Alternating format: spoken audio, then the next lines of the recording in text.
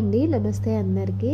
ఇక ఇది సండే రోజు వ్లాగ్ అండి. మా వారికి బోటీ కూర అంటే చాలా ఇష్టం. ఆ బోటీ కూరని తినడమే కాదండి, చేయడం కూడా పెద్ద టాస్కేను.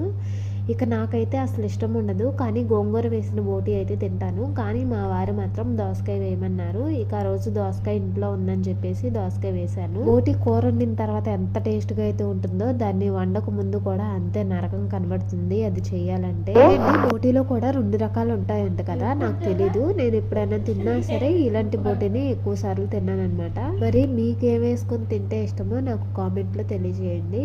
ఇక అల్లం వెల్లుల్లి పేస్ట్ కూడా మేము రోట్లోనే దంచుకుంటామని చెప్పాను కదా. ఇక బోటీ చేసిన తర్వాత దాన్ని నీట్గా పసుపు ఉప్పు వేసుకుని కడిగేసుకోవాలండి. ఇక నేనైతే పొయ్యి మీద వేస్తాను అనమాట, గ్యాస్ స్టవ్ మీద వేశాను. ఇక పొయ్యి మీద అయితే మటన్ కూర వండుతున్నానండి. నేను చెప్పాను కదా మీకు కిందటి వీడియోలో, నేను ఎప్పుడైనా సరే పప్పు చికెన్ మటన్ కూడా పొయ్యి మీదే వండుకుంటాను. ఎందుకంటే పొయ్యి మీద వండిన టేస్ట్ అయితే చాలా బాగుంటుంది.